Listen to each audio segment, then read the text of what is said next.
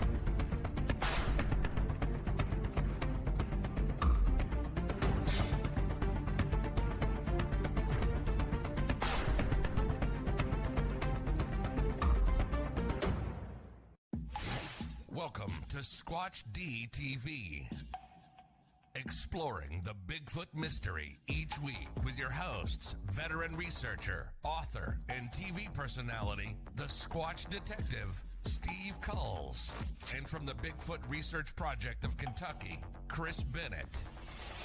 Sit back and buckle up as we bring you guests from around North America discussing the Bigfoot phenomena, but not without a few laughs, too.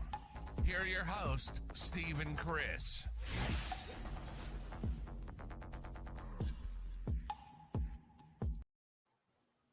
And good evening, cyberspace. Welcome to Squatch-D TV for today's date, April 4th, 2021. Happy Easter, everybody. Happy Easter. I'm your host, your guy, the Squatch Detective Steve Kulls, along with, well, my co-host down there, Mr. Chris Bennett. How are you tonight, Chris? Steve, we're doing good, man. I'll tell you what, I didn't get no chocolate rabbit today, but that's okay. I'm trying to drop a few pounds. Oh, man. Kind of miss hunting eggs, so yeah, it's all right. And, of course, we're joined by our guest today, all the way down there, Mr. Jeff Thomas. Hello, Jeff. Hello, Steve and Chris, Pookie and Welcome. Chip. Yeah, Bookie and Chip. Remember that? God, that goes back years. I don't know who does. invented it, but I'm the only one that's keeping it alive. And, you know, it's, wow, it's been a long ride. Of course, I see you and John Wilker back at it again in the chat room. Oh, wonderful. Of course. A lot of people in the chat. Hey, guys. Yeah, let's do the old roll call tonight. We got Am and Chris who said, who put Statler and Waldorf on the title card? Welcome, Am and Chris. And that's right. We're now on the title. If you look in the upper right-hand corner now, Chris and me are now in the title card. Yeah. Of course, we got B. Happy Easter, B. Hi, B. And Western New York Bigfoot Research Organization got here early to get a good seat. Welcome, Western New York Bigfoot Research Organization. Of course, we got OT in the house. OT, welcome. Good to see you. Jimmy Trick. Of course, Diane Trick. Hi, Jimmy, Diane. Is Charlie here? John Wilk. Yeah, John Wilk John. says nothing. John Swan. Hello, John. Good to see you. Hey, John. Of course, we got Mike in there. Hello, Tack. What's going on, Tack? Good to see you, Mike. Mr. Charlie Wonton in there. Yeah, there's Charlie. I knew he'd be lurking somewhere. Of course, our friend from overseas, Aaron is in the house. Good to see you, Aaron. Tom is in the house. Terry. Hey, Tom. Hello, Terry. Terry. And that's who's checked in so far. All right. So, oh, here we go. Ron Bowles is in the house this time. Hey, Ron. That's Oh, right. yeah. Another week and a half. another 10 days. I'll be on the road. Because I'm going to see Mr. Bennett first. And we got, of course, David Wickham in the house. Hello, David. Hi, Dave. Welcome, bud. So Good to see you. Well, I hope everybody had a very good Easter Sunday with their families, if you celebrate Easter. Unfortunately, Sherry had to go work today because, sometimes when you're a nurse, duty calls. That's right. That's what happened. So if there's a kerfuffle here in a little while, I mean, she's just walking in the door. So, the dogs. I got a huge German Shepherd running around here. She's not loud, but the little one, Mr. Watson, gets to be a mouth. Yeah, isn't it kind of weird? The smaller the dog is, it seems like the bigger the bark, or the more often the bark. I don't know. Well, I actually had to force him to bark for the longest time. He wouldn't bark. He just look. Right. With the wife's little Yorkies, of course, they're just as cute as could be. But we got one little one named Otis, and he's got such a deep voice when he barks. Instead of yapping, he goes, woof, woof, woof. It's like that sound should not be coming from this dog, Well, here's the thing. Watson is a Shih Tzu, and we've taught him how to howl. So he throws his head back and goes, "Oh!" He's a little Shih Tzu, bellowing like a hound. Man. So, but he only does it when he wants something. We love our pups. We do. Yes, we do. So Jeffrey, how are you, brother? I'm doing fantastic. Happy Easter to one and all. Thank you, sir. Welcome to your lowest attended Squatch-D TV show in history of ever. Oh no. No. I'm looking at the numbers this is not the lowest attended one. No. I'm not going to even say who that was. No. But anyway, so what's new with you? What's going on? There's nothing new. COVID's got everybody. COVID's got everybody. And I had several messages on my own Bigfoot page not too long ago, wondering if we were still active. And I had to, be honest with you and say, look, the pandemic has got us all down. You can't meet with anyone. You can't go anywhere. And if you do, you have to follow so many restrictions. And it's really putting a damper on just getting back out into the woods. Conferences and getting together with people and networking just came to a sudden halt. And the horrible part about that was I had just started in 2019 to get invited to speak at conferences, and then everything stops. Yeah. Yeah. So no more of that. And hopefully this year we're going to attend the Ohio Bigfoot Conference coming up here soon. And then hopefully this year, everything else will get kicking because we're planning on Mothman and we're planning on OBC. And then we'll see what else comes into the cards after that. So a couple of more people have wandered in. Of course, Bob Lemley. Hello, Bob. Hey, welcome, Bob. And happy Easter to you, Thomas. Mr. Steenberg in the house. Good Mr. Steenberg. And John Swan said, "You want low attendance? Bring on a flat earther." And I and John will again with no comment. Just crop him completely out. No, I think Facebook might just be auto deleting his comments. After all, he just got out of Facebook jail. What I don't know. I mean, John of all people getting into Facebook jail is kind of funny in itself. No, I'm sure he'll blame me for cropping his comments completely out of the conversation. I love you, Wilk. I miss your face. I hate your guts. No, he doesn't. But Tom Conley made a comment. Hello, Tom. Good to see you. Tom said 3 trailheads in the Adirondacks have a reservation system now for hiking. Yeah, that's actually in the Keene Valley area. And if you've ever driven Keene Valley without the reservation system, it is quite cagey during the spring and summer times because as you drive down, it's not the widest road in the world. It is a paved road. It's double laned. But as you drive through it, there are cars and people walking all over the place. So it gets kind of hairy there. And not in the Sasquatch mentality either. It's just so they've created a reservation system kind of to limit the vehicles parked illegally on the sides of the road and causing traffic jams. Because if a truck goes through there, and literally that is the only road going into that area, or parts of the middle Adirondacks. If a truck goes in there and you got cars parked on both sides of it's going to cause quite a foul up. So yeah, I could see that. It seems kind of weird though. You have to make a reservation to go hiking, but I can understand that. That puts a little more little explanation to it. Yeah, I can understand that. Yep. But at least my areas that I go in the Adirondacks, we don't have that system in. And John Bush is in the house. Hello, John. Hey, welcome, John. and John also said he knows why. He knows why. I know why. I know. And Mr. Pat Cassidy's in the house. Hey, welcome, Patrick. Hey, Good to see you. Patrick.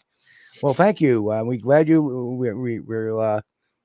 love the show, and of course, we have the greatest audience in the world. Of course. Oh yes, we love having each and every one of you. Yeah, appreciate absolutely. it. You guys are just friends, and we're all sitting around at the bar having a good common a good common conversation.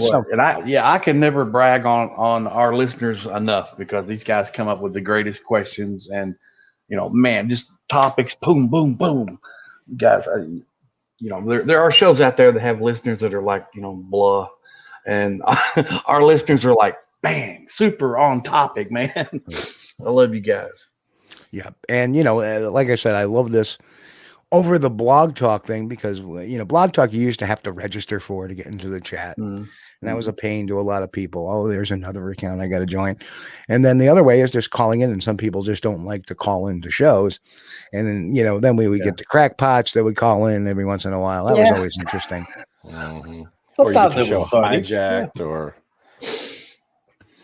yeah, and there would be times when there's people, and all of a sudden we would get not one, but we get like 4 and 5 all at the same time, like it's a bunch of people, or it's the same person just calling over and over again. They got to get a life. So I remember there was one guy called in with a story, and it turned out he was like Bigfoot's unwelcomed prom date or something. Yeah, exactly. Yeah, that guy actually called a few times over the years. Whatever. Guys got to, I guess when you sit in your mom's basement and watch internet porn all the time, you got nothing better to do but harass the show. I guess. One of the best Blog Talk secrets that I never told anybody. So especially like when Abe would have his show, he would have giveaways, and he would put out a trivia question, and the first to answer correctly would win a prize. Mm-hmm. You did it a couple times, Steve, I think. Yep. What nobody understood was if you logged into Blog Talk through Skype, you actually got the show about 10 seconds before everyone online did. Oh. So I would see the question. If I didn't already know it, Google it, find the answer, type it in, and everyone else was just getting the question. I won so many books. I won so many T-shirts. You see that? Jeff was cheating. That's what the investigator does, my friend. Come on. A real researcher knows the best way to get around.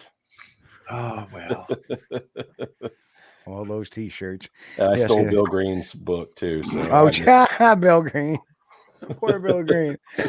Yeah, I hadn't seen Bill in a long time. I hope he's doing okay. He pops into Facebook every now and then just disappears for another 6 months. He pops in, and of course, with the famous question, he pops on Facebook. Yeah, I can understand that. People get busy. It's not easy to stay focused on the topic 7 days a week. You know why we don't see Henry May very much is because Sunday's the big TV night. You got The Walking Dead, Fear the Walking Dead. Yeah, Mother of the Walking Dead. Yeah, he hasn't learned on demand yet. You can watch that. My wife watched that days ago on demand. So Walking Dead versus Godzilla, stuff like that. Dude, Godzilla versus Kong. It was pretty dang good, man. No spoilers. I haven't seen it. Okay. No spoilers. No spoilers. But it was a very enjoyable flick. Yeah. I heard it was fun for fun's sake. Don't go there expecting to see Shakespeare. Go there expecting to see monsters fight. So while we're on the topic of film, because one of the things we always try to do is warm the audience up with maybe a little talk on film once in a while. Get a little off just that topic stuff, kind of. So it's occasionally it's the weather, and you got to understand when it comes to weather, though, humans have a natural defense of weather. You know what it is? They complain about it. It's too hot. It's too cold. That's their natural defense for weather. They complain about it. But yeah, that was a great. Has anybody seen the Zack Snyder cut of the Justice League? No. Oh, I tried, man. I tried, but I just 2 nights in a row I went to sleep both times. I couldn't do it. It's like over 4 hours long. Yeah, I gotta say I enjoyed it. I mean, a lot of people don't like the DC films as far as like the Superman line with the Superman, Man of Steel, Superman versus Batman, Justice League. I kind of enjoyed them because it actually shows some depth of the characters rather than just this. Yes. Marvel does an okay job of it, but a lot of their personalities, you don't get deep into their personalities. It's kind of a superficial look. Yeah. Maybe a little bit with Tony Stark, but my only problem with the DC films is there's just too many special effects, whereas Marvel has just enough at the right times. Yeah, they don't dive into the characters' backstories as much as DC does, but I'm so overwhelmed by the special effects that it takes away from actually what's going on to me. Yeah. You can't have that much destruction in a town in Superman. Yeah. You can't have that much destruction and have it go unnoticed. But I will end up seeing the Zack Snyder cut. I've heard it's a completely different movie. Yeah, it's a wonderful film. It's I enjoyed it, and the only spoiler there, and I don't think it's a spoiler, is Superman looks badass in the black suit. It's cool. It is cool. Who else is in it? I watched it twice. I went to sleep both times. Hello, Nikki. But, maybe tonight I can make it. I don't know. Prairie Fire in the house too. So, Prairie Fire. Everybody's. Oh, Nikki. Hi, Nikki. Everybody's wandering in. So, yeah, and Em Chris says Bruce Wayne is more believable than Tony Stark. I agree. And not a spoiler, but they kept that line in there. So what's your superpower? I'm rich. I thought that was a great line. And I think Affleck does a great job. People. Yeah. Yeah, he does. But, he's a good Bruce Wayne. I really. There's been so many though, it just kills me. Yeah. So, we should get back on the topic of our hairy friends. So we keep our audience happy. But anyway, we want to start talking. So, Jeff, how did you get involved? We'll start with a typical question. How did you get involved in the Bigfoot, world? And have you had an experience prior to what we're going to talk about tonight and stuff like that? Yes. So, much like you, Steve, I was stuck in retail for a couple of decades. I have a college degree in broadcasting, which I never used. I just used it on my resume to get better jobs. And around 2008, 2009, I really started to get bored with retail and wanted to branch out somehow outside of the work world. And I figured one thing that I could do, because digital technology was catching up so well, was to make a documentary, make a film in some fashion. And I thought, well, what fascination do I have long held over from my childhood that would make an interesting documentary film that there aren't that many out there of? And Bigfoot was the first thing on my mind. So I told myself I would take 1 year, and this is about in 2009, early 2009. I said, I'm going to take 1 year. I'm going to save my own funds. I'm going to get investors. I'm going to put a team together, and we're going to go out to the Pacific Northwest, where that's the only place where Bigfoot exists. And we're going to do a documentary film because there are no other documentary films about Bigfoot. And during that year, I'm also going to do research. Well, very first week, I find out the Pacific Northwest is not the only place that Bigfoot exists. There are tons of documentaries out there already. And I really wasn't adding to the research in any way by doing a documentary. So I just at that point, and luckily I came across the BFRO website instead of the searching for Bigfoot website. They both come up on a Google search whenever you did it back then in 2009. Yeah. And of course I dove into BFRO first, which had the sighting listings. Found out I didn't have to go very far from my own front porch to go looking for Bigfoot. And once I did, I started going out in the woods. I was going to specific sighting locations listed on the BFRO that I could identify. They did a very good job of kind of hiding where some locations were, but there were some where it was a waterfall. It was a campground that you could identify and find. Yeah. I was going to these places and finding out that there was something more to this. To find out as a researcher that Bigfoot is not just the one creature that lives in the Pacific Northwest, that it's completely countrywide, was so eye-opening. You look at the woods a completely different way once you've realized that. You start reading the evidence, you start talking with people, and it took maybe 2 weeks before I completely canned the movie idea and became a Bigfoot researcher in 2009, 2010. And that's when I started diving into the blog talk shows because, that's an interesting story. I first dove into the BFRO Blue Forum, which was the chat room. Right. And you had to pick your name to go in there. And everybody had a surname. Everybody had a nickname. And so I had to come up with one real quick. And at that time, my dog's name was Shadow. And so I picked the name The Shadow on the Blue Forum. That subsequently became the name I was known by for years and years and years after that. And one other little quick key was some of the people who were listed on the Blue Forum also had an email address that you could contact them, supposedly.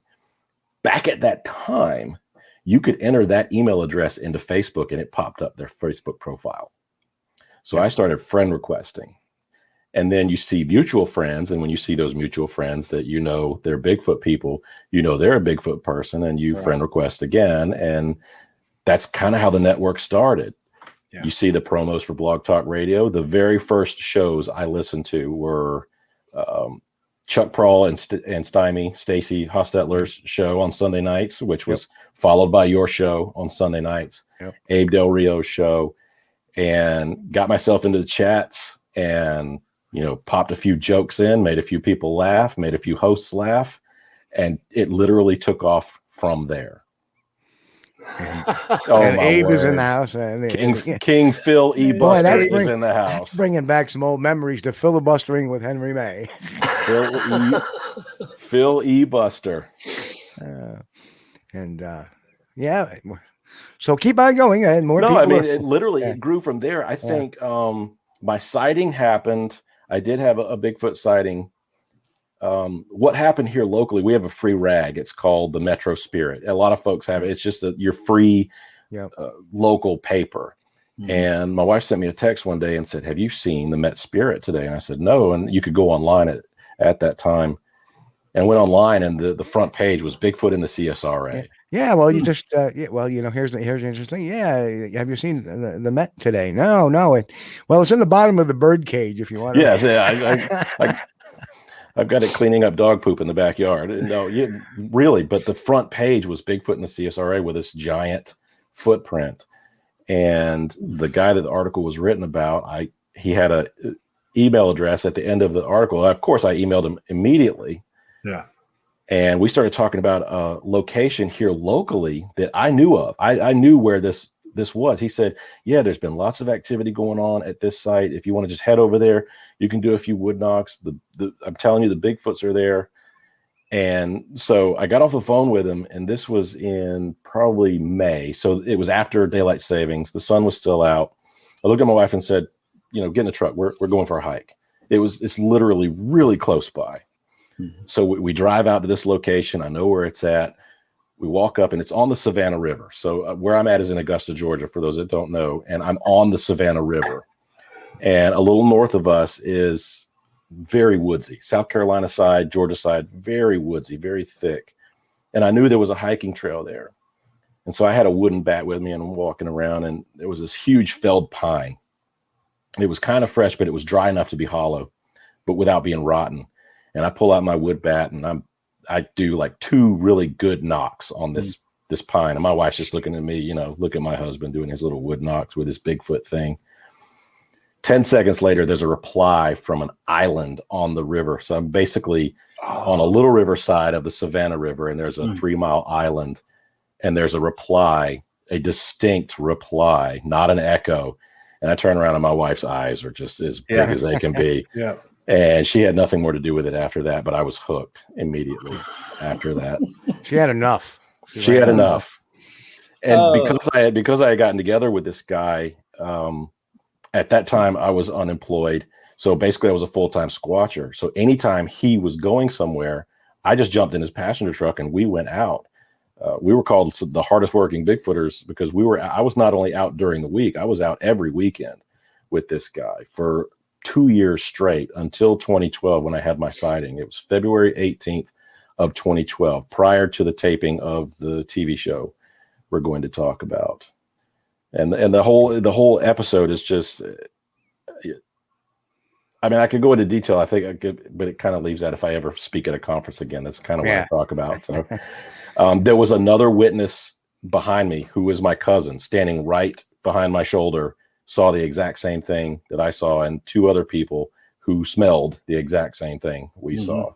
Yeah. And we've gone back, we've done the whole how tall was it independently. And I was telling Chris prior to the show, the area that we found it in was completely groomed and clear in this swampy area on the river down south of us. Yet we go back a year later and it's returned to swamp. It's not maintained, and just incredible.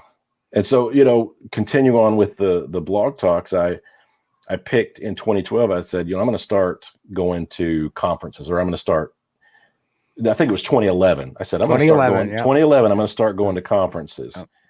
And I picked this little unknown conference called the Chautauqua Bigfoot Expo because there was people there speaking that I knew, which was Melissa, Steve Kulls. I had never met Larry Batson, but I knew of him, and Billy Willard. We're all speaking. I said, I got to meet all these folks. I'm going up there. And you started talking about it on your show one night. And I put in the chat, I'm definitely coming to this one. And I think you either called or texted or messaged like immediately after and said, hey, are you really coming to this? I said, yeah. And you said, don't get a hotel room. I've got a cabin, it's 2 bedrooms. You're staying with me. You're going to haul yourself all that way. You're staying with me. And that's how it started. Yep. We came. That was a great conference. So well attended for the first conference out of the gate in a tiny little town in New York, that he had a second one. And, the second year comes around in 2012 and Steve says, you coming? Yep. You're staying with me. Okay. That was the Bob Gimlin year. That was the Bob Gimlin year. He had enough to come back to where he got Bob Gimlin to come. And as we kept getting closer, he's like, all right, you still in? Yeah. And then we got really close. And he said, oh, by the way, NatGeo is going to be there. And we're going to shoot some sizzle stuff for lake monsters. And we're going to shoot a whole episode. And are you cool with that? It's like, no, no Bigfooter wants to be on TV ever. We're like, heck yeah, So he said, take the time off, and we're going to drive from Mayville, New York, which is on the extreme western side of New York. It's the farthest point in New York from the east side of New York. It's the tip if you're looking at New York. And we're going to drive to the Adirondacks on the Vermont border on the extreme east side of the state of New York. And I don't think people understand just how big the state of New York is. Yep. And then you should have warned me about driving through the res too. You're like, oh yeah, we got to drive through the res at one point. I needed a chiropractor after driving through the res. I could not believe those roads. They've gotten better. Is it casino money? Because all it was bad roads and beautiful casinos. They turned it into an interstate. It's now Interstate 86. It used to be U.S. Route 17. Now they've turned it into Interstate 86. So the feds threw some money. Oh, cool. So now it's like this. The exits to the casinos are far better now. Yes. I like casinos. Oh, I love them too. We didn't have time to stop.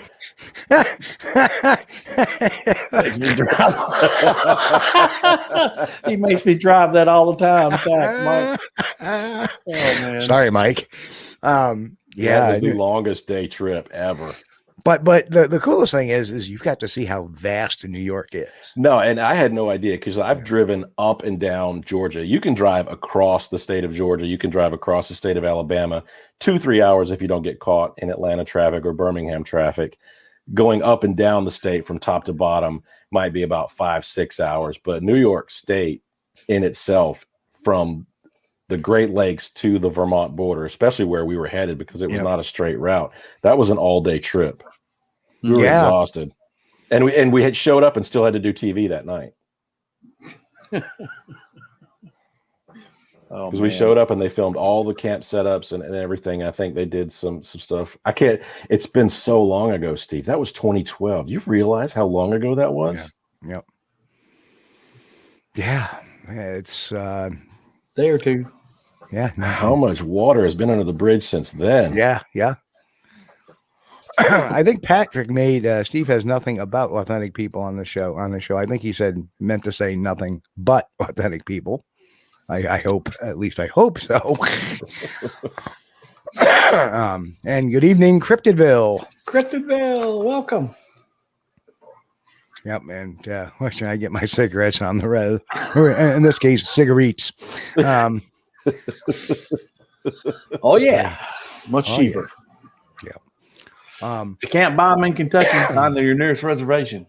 Yeah. So my goodness, it is quite the state. I know when I head to Mayville now. I don't even know if she's home. If she is, he's logging in on her phone somewhere. But anyway, I digress. Not only see, like me, I live to go to Mayville now. I get an extra half-hour drive because I live a little further north now than I did back then in 2011 or 2012.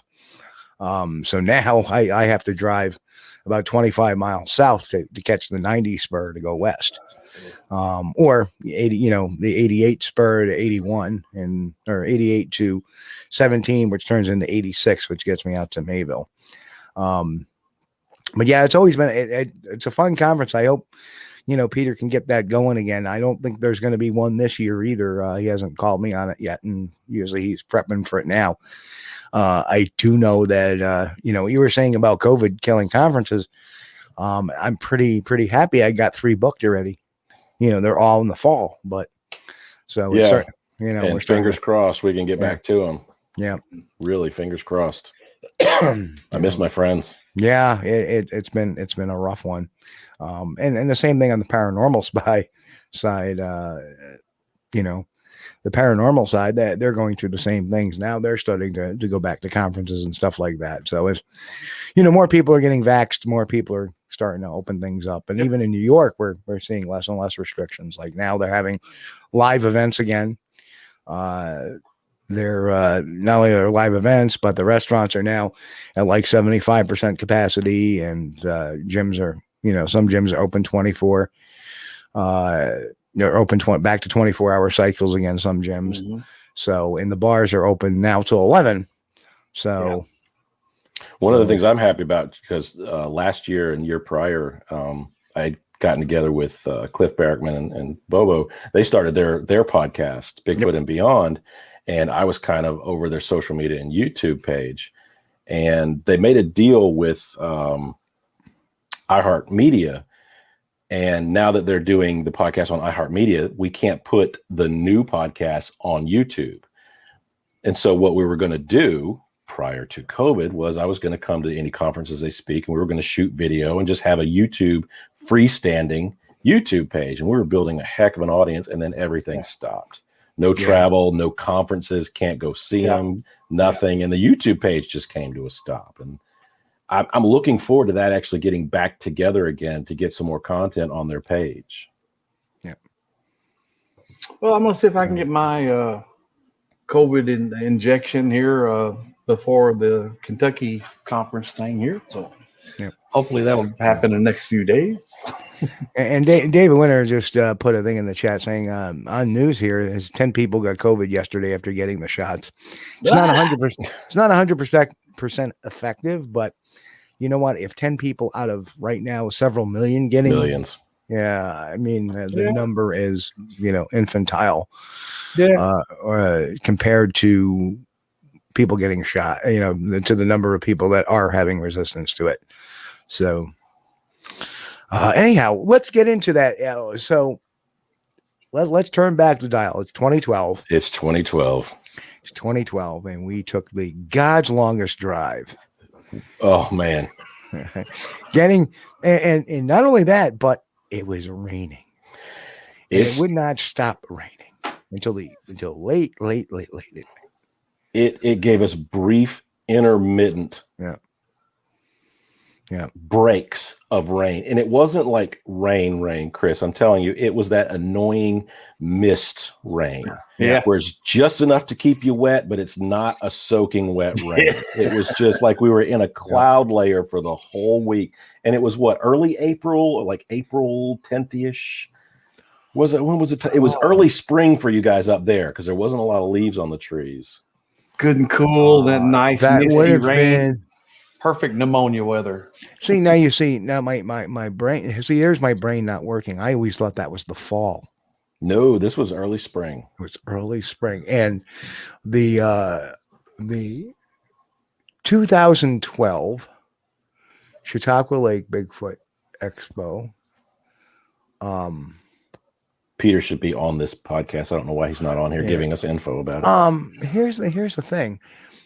This was 2012, and I'm trying to think, was it May? Because the 2012 was Bob Gimel in 2013. Bob Gimel was 2013.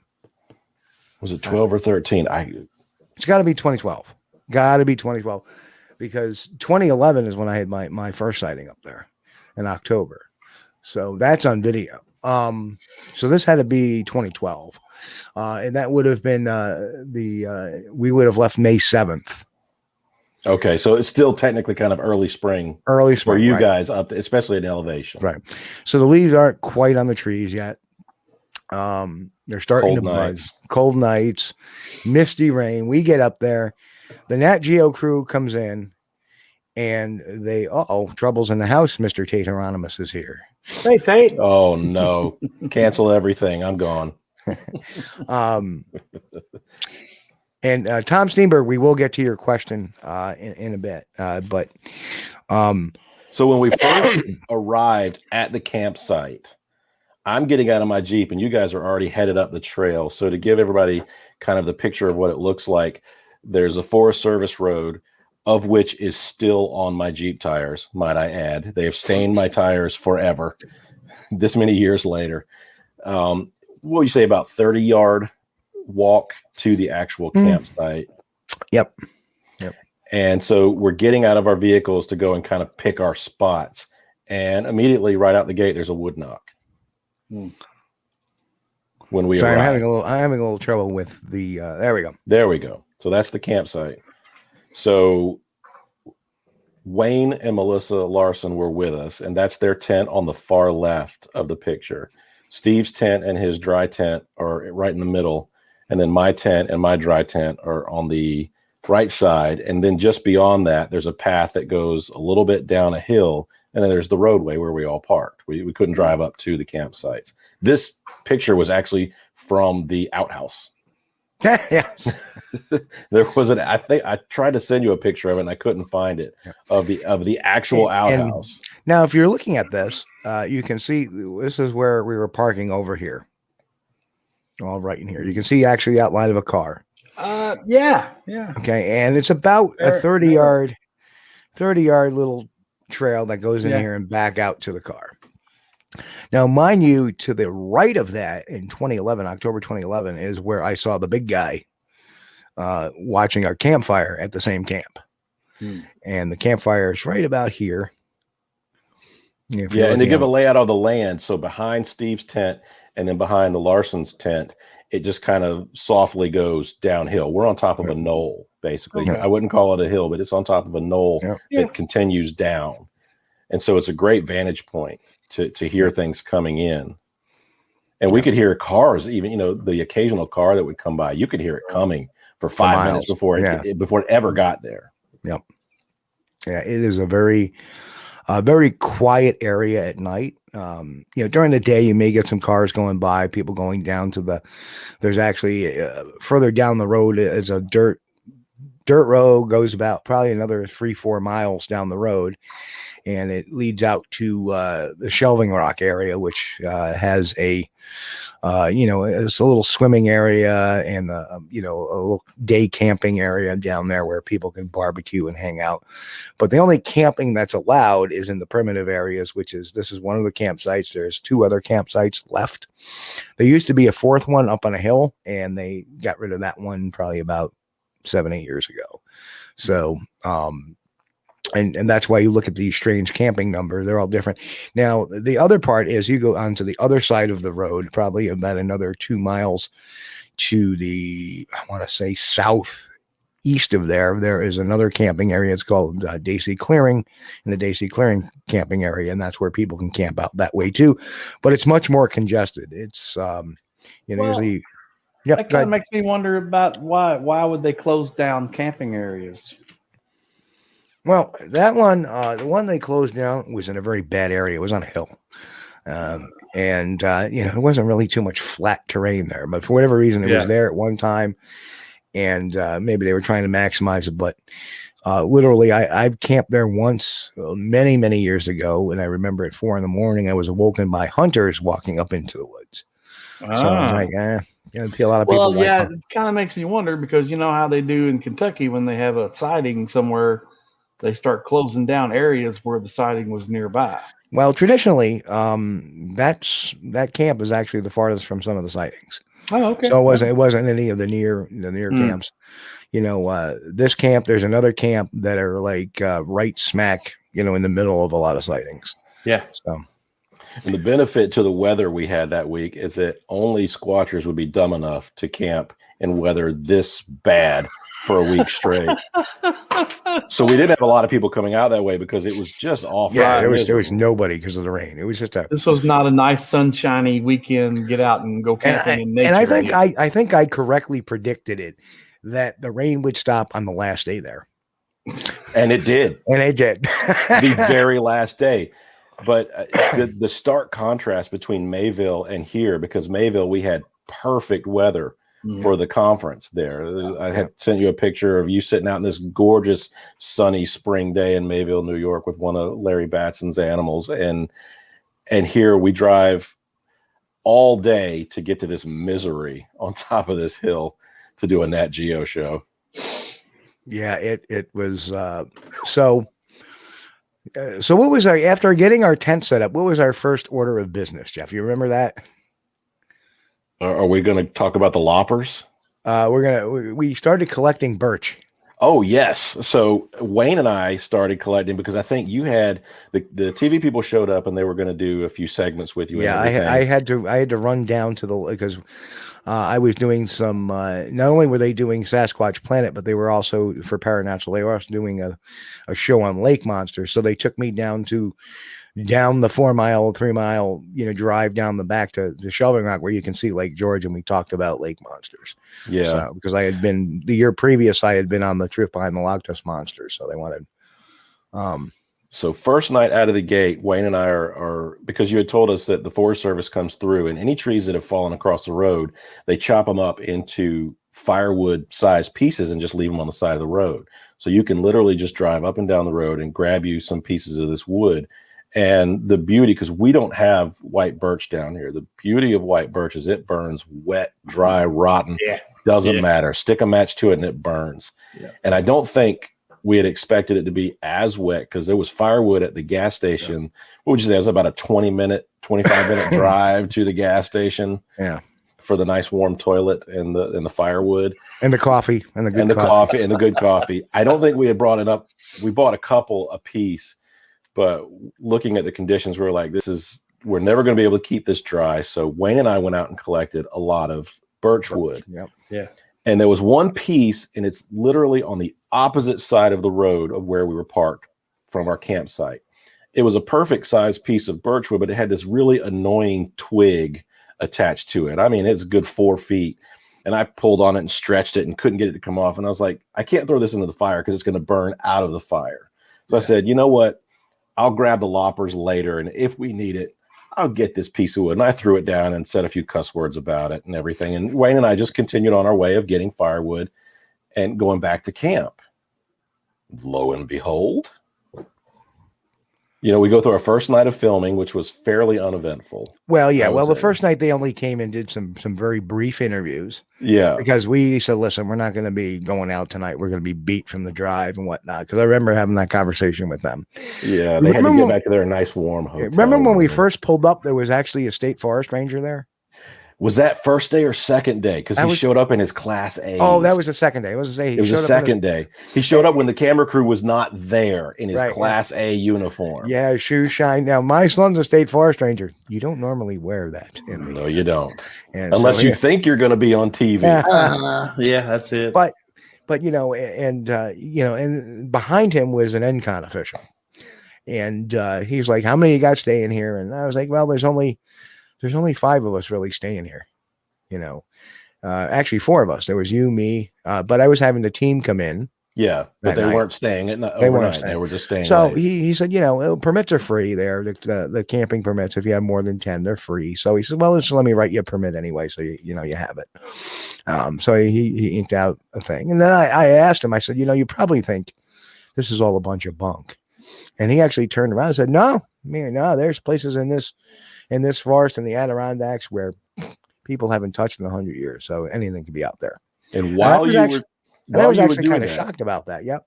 Yeah. While you were doing that, I was talking with the Forest Service guy because you were a heavy smoker. Wayne and Melissa were a heavy smoker. And I said, and I pulled him aside and said, look, I've never been in this state. I've never been in the Adirondacks. I'm going to hike this area. Do I need to concern myself with any wildlife? I said, I'm not asking you if Bigfoot is real, but are there black bear up here? Are there any puma sightings up here? Do I need to, I'm going to be basically bushwhacking alone by myself in the woods. Do I need to concern myself with any wildlife up here? And he said, oh, absolutely not. There was a black bear sighting up here about 3 years ago, but I think they dispatched it when they saw it. And there's no sightings of black bear up here, anything like that. I found out later that's completely untrue. The place is crawling with black bear. Well, and actually, to be fair, Jeff, in that area, I've been going up there 20 years, camped up there. And to the credit, I didn't see a lot a bear sign when I went on my hike. So that story will come in later. If you ever notice, the only time you saw a deer, you didn't even see deer around there too much at all, or 0 squirrels, 0. Lots of chipmunks. Lots of chipmunks. Lots of there's actually a lot of field mice. There was once that I did catch a red fox. And you'll hear the yotes, yelping every once in a while as well. And Jeff, you had mentioned about the weather, and it was that way all weekend. Yeah, it was that way all week. Yep. And there I am playing with Larry's Saharan tortoise, who was actually quite friendly, especially when I put food in my hand. He turned right around and came right over to me. Yeah. Oh. He would eat the grass and the dandelions right out of your hands. Larry had the tortoise. He had an alligator in his bathtub. That alligator was not a happy alligator at all. No. Yeah. And Larry just flipped it over, started rubbing its tummy, and calmed it right down. Yep. I walked in, it's like, well, kind of difficult to get a bath. Okay, so OT asked NCON, ENCON, stands for the New York State Department of Environmental Conservation. That is the government arm in New York State that basically runs the Forest Service, the Forest Rangers, the NCON police.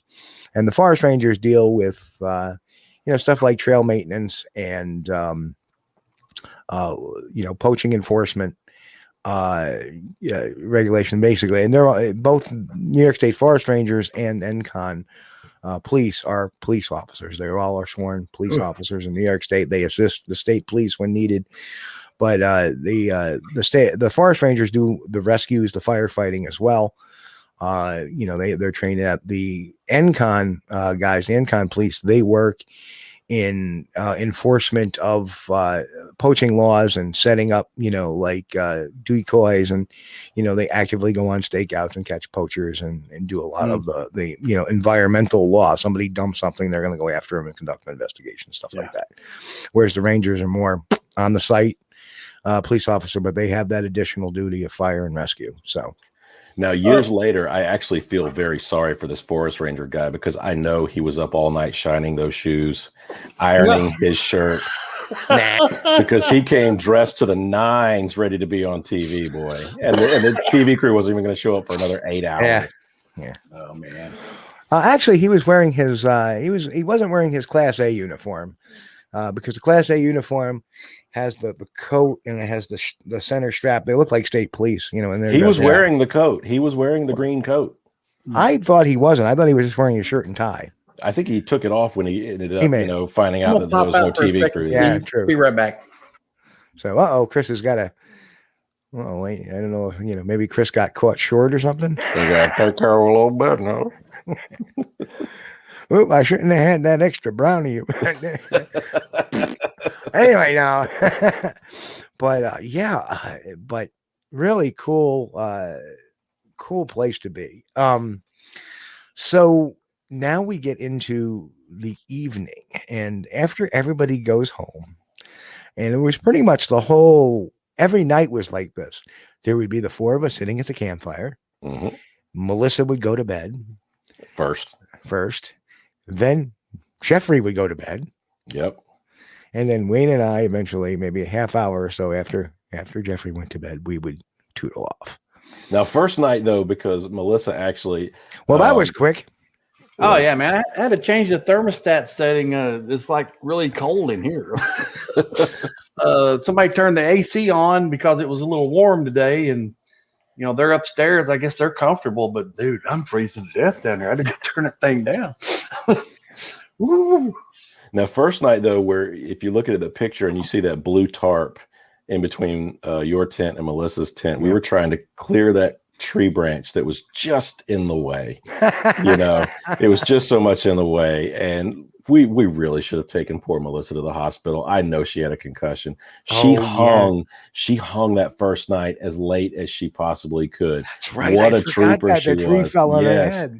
Yeah, that limb came back and just, she had a headache for the rest of the week. So I know she had a concussion from that thing. Yeah.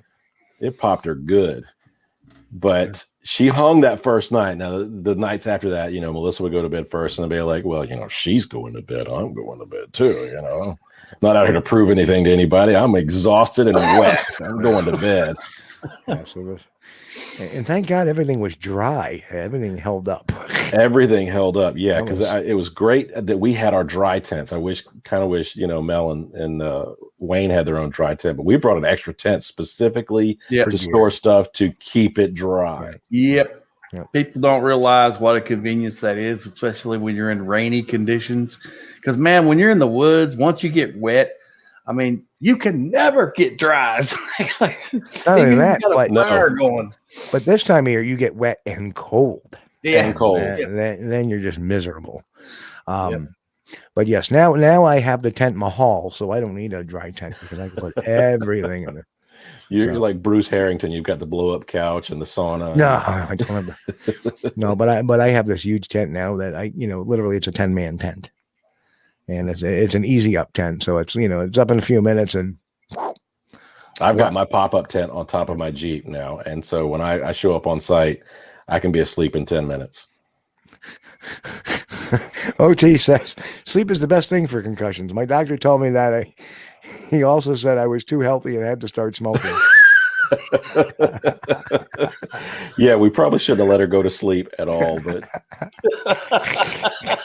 we did everything wrong for that poor lady. That's the thing. You got a concussion. You're never supposed to go to sleep. No. I was kind of wondering why after she went to sleep, Wayne was checking his insurance policies. I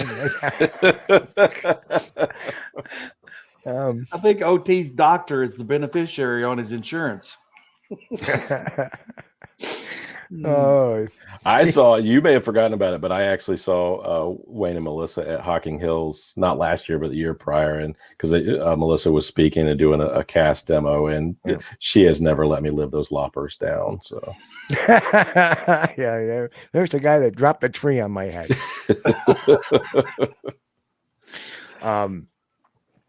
Yeah. So that night, if I recall, you had kept your pillow and blanket in your Jeep because just in case your tent had sprung a leak or wasn't This was dry. the first time I was in that blue tent, so I didn't know how secure it was. I didn't know if it was, so I kept it in there just in case I needed to go sleep in the Jeep. Yep. And also, not only did Jeff have the newest tent, he had the biggest tent. Best plan is to have a backup plan for the backup plan. Yep. Bob says that ain't fair. Mel ain't here to defend herself. She should be here. She should. So now was the hood pound the first night or the second night? It was the second night. The second night. Okay, so we wake up the next morning. Are we ready to get there yet? Yeah, but there was something happened the first night. Okay, you're gonna have to jog my memory. Okay, the first night, you guys didn't find out till the next morning, but the first night, right? Okay. Yeah, you remember now. You remember. Yes. So the first night, okay, it was time to use a tree. You know, it was probably about 1:30 in the morning, and it was a full moon that night, but it was overcast, and on and off rain. And at the point I went to use the tree, it wasn't raining, but it was still over. You couldn't see stars, but the moonlight gave the whole canopy a kind of like a nightlight type of view. So it was brighter than normal. You could see without, you could actually see without using a flashlight, pretty much. And me being up there, I can move around there a lot of times, even without a flashlight. Here's trouble. Oh my word! Hey, Billy. Mr. Willard in the house. See you, man. Oh God, I miss that guy so much. Me too. So I unzip the tent and I step out and I look to the left, which the left kind of shows where the vehicles are. Now I was parked right about here, I believe. Right. So I look to the left, and running from this direction to that direction, I see a 5.5 foot long, long-haired, reddish, brownish creature, bipedal creature running across. And my first reaction to that was like, I think you first thought it was me, like out taking a pee too, because the first thing is like, well, what's Jeff doing awake at 2 in the morning, running in a fur coat? And I didn't say anything. I just looked at it and I was like, nah, come on. It can't be. I was tired. I was very tired. We had been done, not only did we drive all day, but I had to do the shoots, with NatGeo, and I had to, so I was pretty pooped. And I was like, my first reaction was like, no, I just got it. I must be, no, it can't be. Yeah. Used my tree, went back to the tent, and that was it. So now we come to the next morning. So Jeff, now mind you, at what was it, about 11:30 or so, you had gone out and got your pillow and blanket. From your Jeep. I was like, this is going to work. So I went out and got my pillow and blanket, and it was fine. Yeah, you were going to go to bed shortly anyway. So you went out there, got that, came back. The next morning, you get to put your pillow and blanket back in the Jeep. Yeah. And what happens? So I go back, and the very same piece of firewood that I threw down and cussed at on the other side of the road is laying behind my Jeep. And you can even see, because that picture's a little bit blurry, but the next picture of it close up, you can even see the annoying twig is why I threw it back into the woods. There it is. It's going right. I could not get that thing to come loose because it was still very fresh, and it just wouldn't break off. So I cussed it and threw it down on the other side of the road. It's laying behind my Jeep the very next morning. Yeah, there it is. What the hell did that? And then it was like, well, I was, like I said, I was still panning my sighting off as, I'm just overtired, man. I'm just overtired. Yeah, just seeing things. I'm just seeing things. Maybe I was dreaming. I don't know. And I'm like, well, guys, this is what happened. I saw last night. And everybody was like, huh? And then we got that, huh? Mm. And remember, we did find you saw where it came from. That it was in like muck. Yeah, because you could see the exact layout because we picked it up and took it back over and said, I left it right here and it fit like a glove back into its mud impression on the side of the road. I said, and you could even see the muck impression of the twig where I threw it back down. Now, mind you, there's nobody camped out anywhere. That night, no one drove past. No, our number campsite one, at all. Number one, it's prior to Memorial Day. So a lot of people don't even come up there till Memorial Day and afterwards. Number two, it's the middle of the week. It's Monday. Okay, it's Monday night. So nobody really camps up there during the weekdays. So you'll find people camping up there during the weekends a lot. But still, it's before Memorial Day. So that, and number three, it's raining. It's awful weather. And the weather forecast was not good. So, and why would someone drive from town, stop at a group of cars, pick up a piece of firewood and say, hey, it looks like somebody might have messed with this. I'm going to go leave it behind the exact specific Jeep of the person who touched it. And then again, we would have heard them. And there were no cars that first night. There were no cars that passed by at all. Right. You know, when you hear somebody would have to stop, and that would have woke me up. Somebody would have opened the door, we would have been like, hey, close the door, and then so that was quite the first night. Now, I have some pictures too, but I don't know where the heck they went. Over the years, I've lost. Well, no, over the years, I've lost a few pictures because I remember there was, Wayne and Melissa had that. They thought something was watching us from a distance. Remember, and I had pictures of everybody FLIRing the area because we had the FLIR that NatGeo left us. Yes, I was the FLIR expert. That's right. They handed me a FLIR and said, "You are the FLIR expert for this show. Yes, sir. Learn how to use it because you are the FLIR expert for the show. You're the man on point." I didn't want to be on point.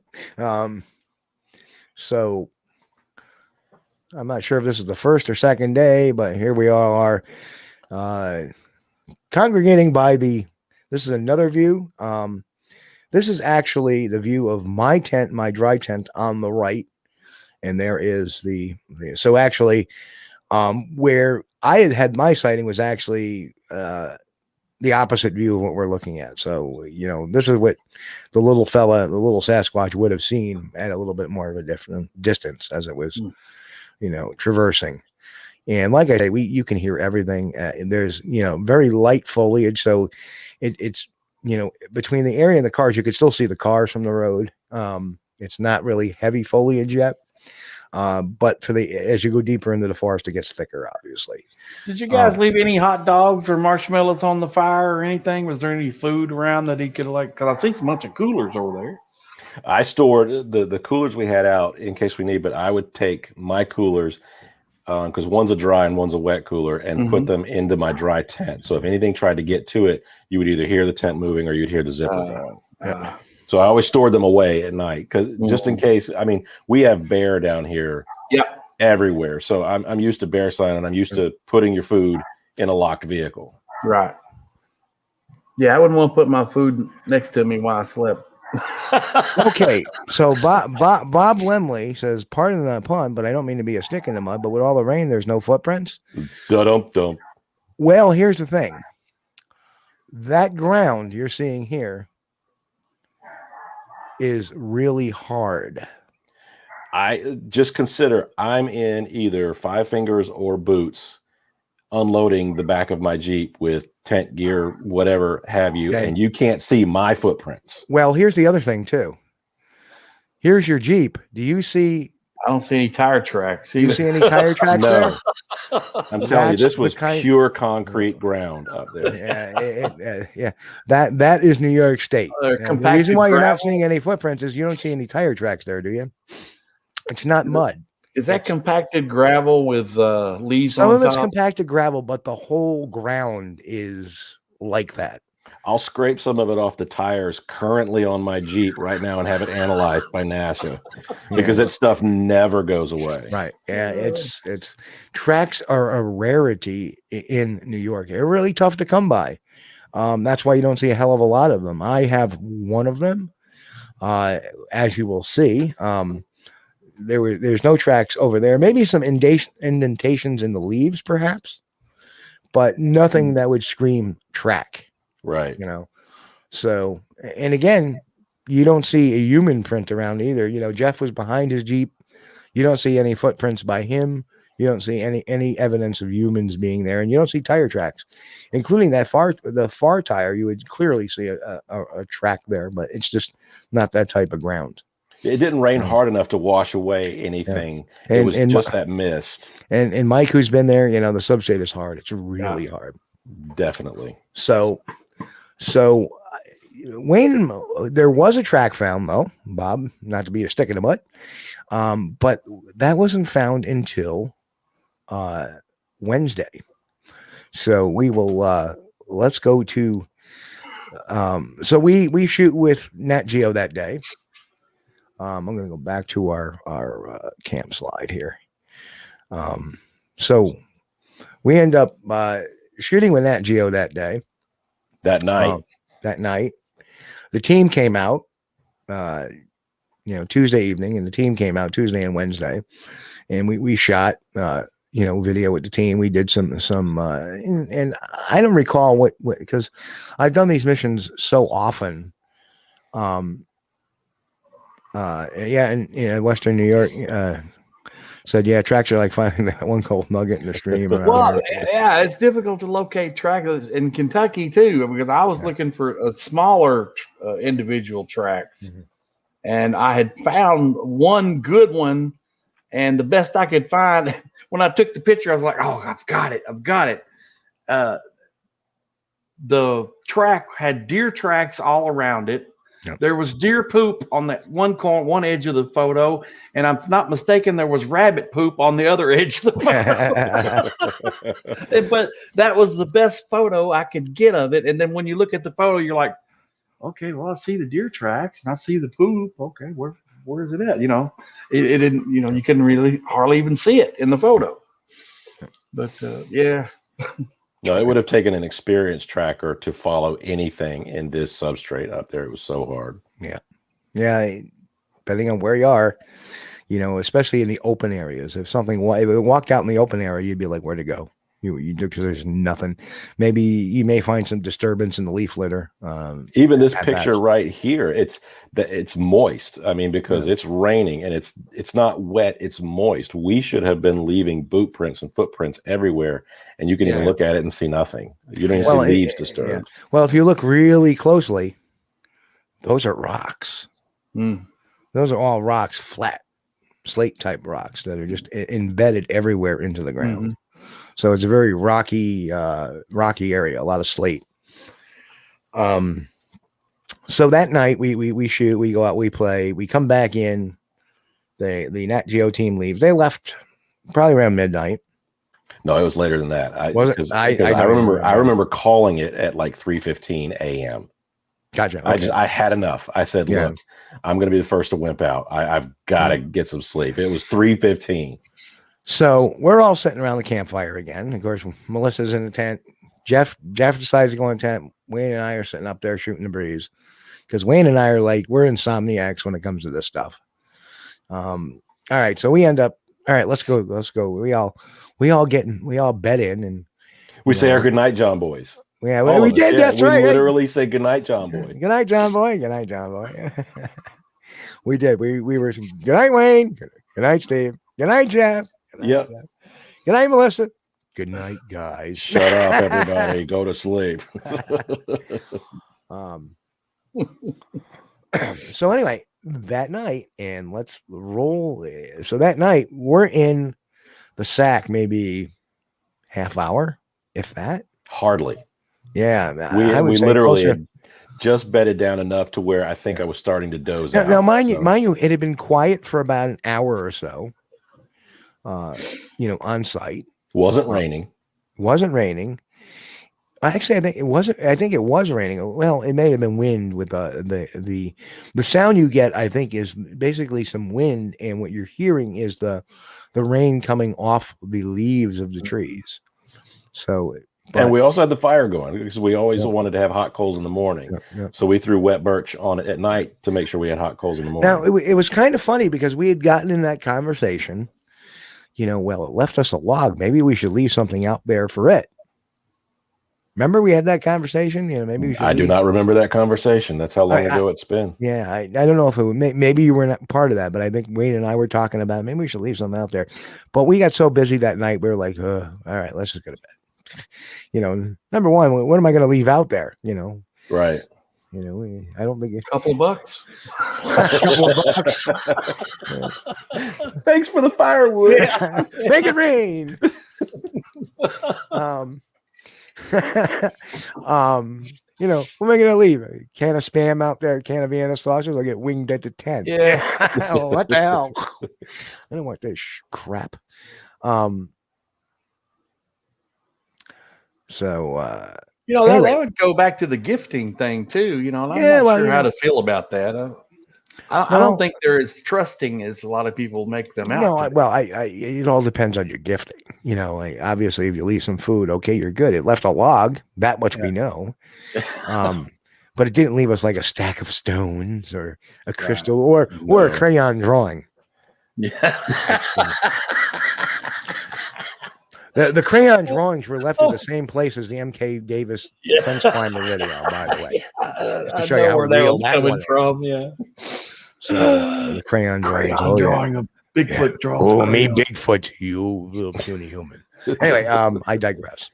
You should have left a coloring book or something out there, maybe. I don't know. Maybe a map. We are here. Where are you? Anyway, so 20 to 30 minutes. Yeah. We could have left a peach snapple. Diet peach snapple. So, and you, Jeff, you're familiar with our commercial, right? No. What are your commercial? You haven't seen Snapple? We haven't seen our commercial. No. Oh, okay. Right. Before we get to what happened that night, we got to show the.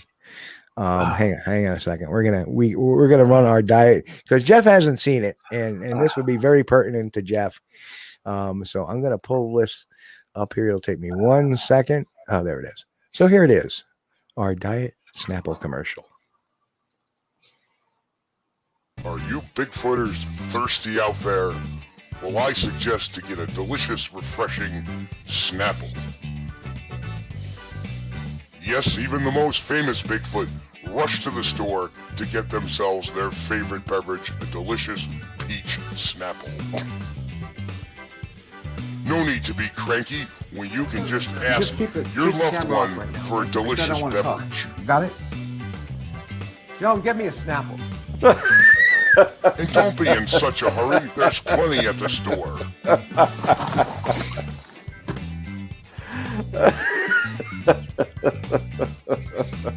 Get me a diet Snapple. Try delicious peach Snapple. No, get me a Snapple. Oh, yeah. That one where Dyer just takes a nosedive towards the fire pit kills me. I'm so glad I found the BFRO first before I found searching for Bigfoot. And our audience loves that commercial. Of course, every time I play it, everybody's like, I love it. I do want to mention George Wrigley's in the comments said Jeffrey Thomas, the bear whisperer. Boy, is that ever a story. That was the longest night of my life. Yeah. Anyway, we're on to let's play it now. So that night we all head into our tents, and this is what we hear.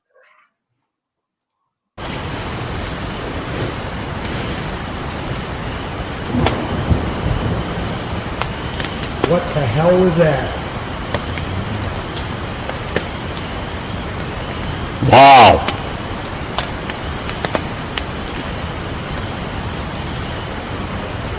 Now we're going to play it 3 times here, so here comes the second one.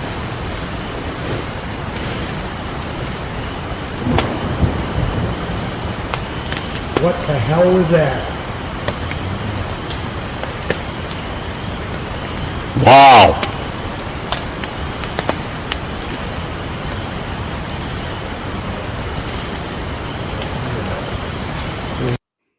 And time number 3.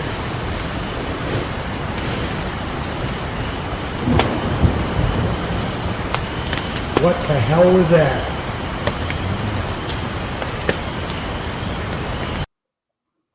So there you go. We had just had the discussion. I think it was either that night or the night before where you said, we are their TV in the woods.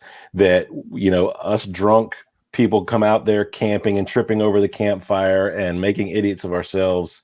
We are their TV when we're out in the woods. And what did we do? But we turned the TV off that night earlier than it wanted us to. Yeah. And as soon as we're done with our Goodnight John boys, and it was clear that we weren't coming out of our tents anymore, the sound that you hear, it's a low bass rumble at the very beginning of the recording, is actually what we surmised to be two very large hands, because the sound was not muffled when we were there. The sound was very distinct when we were there.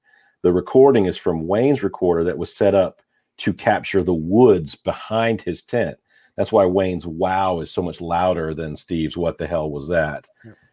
But it was a hood pounding on the hood of Steve's car, your little Kia Sportage. And it was just a banging on the hood. And it achieved exactly what it wanted, because we all came crawling out of our tents to provide it with more television for the night. Because how do you sleep after that? Yeah, it was, and you know, the next morning we looked at the vehicles very closely, because I'll tell you, even my car now, because I live in forest, you have something drop off a tree onto a car, it makes a little divot. I look like, you know, I have these little divots on the top of my car now, and that's just from branches coming down, going boom, falling off from wind. Right.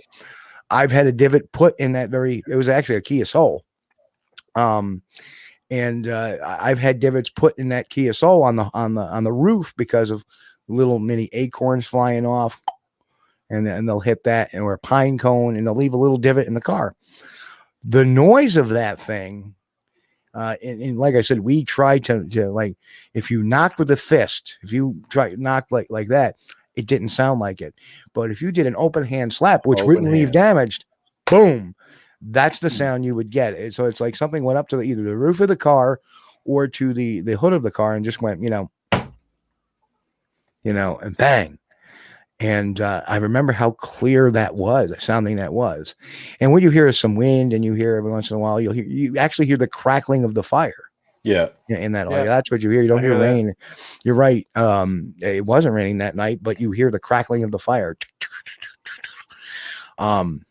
So to me, it sounded a lot like a thunder, you know, rolling. But the sound from our perspective was not from above; it was from below. Yeah. I was closest to it in my tent, closest to the cars at least, and it was right behind me. And the car that was directly behind my tent was Steve's car.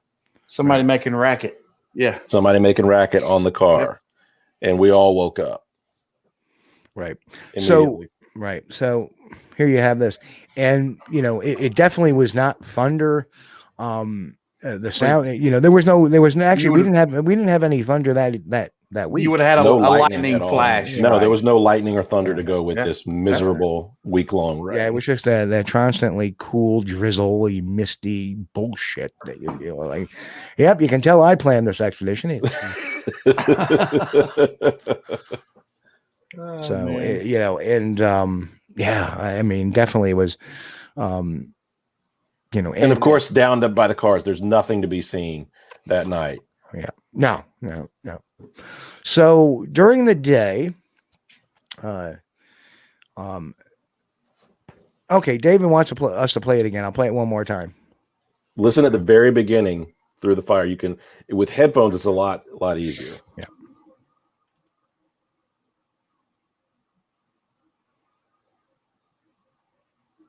Wow.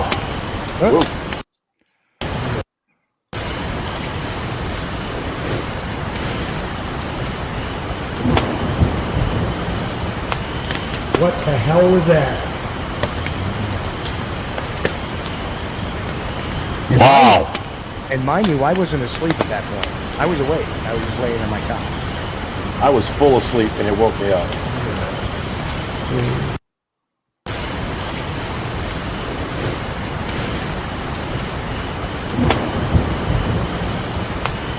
What the hell was that? Wow.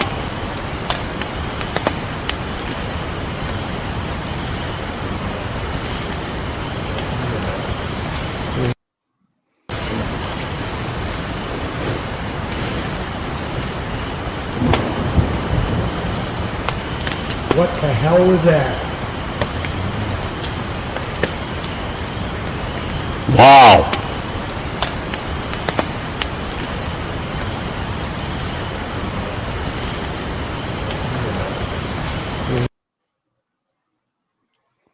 So there you have it. And immediately after that, I said, well, I'm awake now. Yeah, I'm awake now.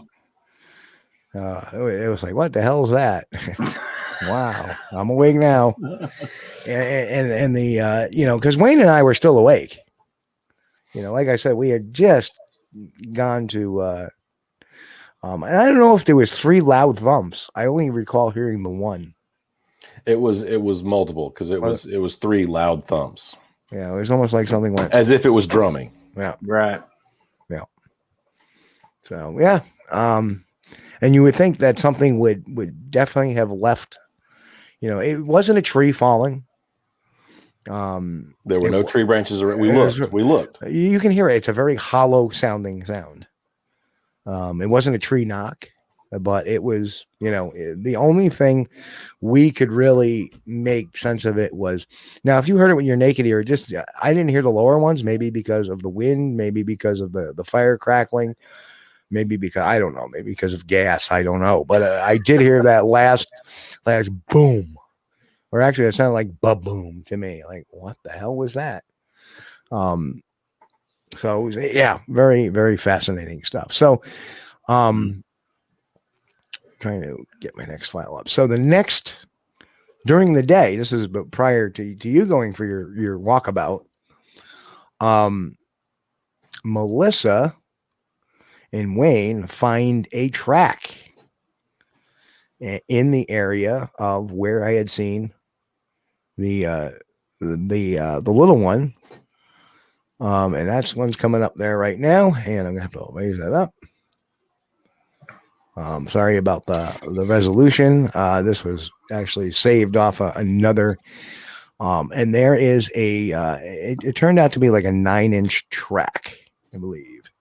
Well, that's much better than mine. Yeah, and you can see toe striations in there. Boom, boom, boom, boom, boom. Yeah, and we had a long conversation because I was wearing those toe shoes, 5 fingers at the time up there.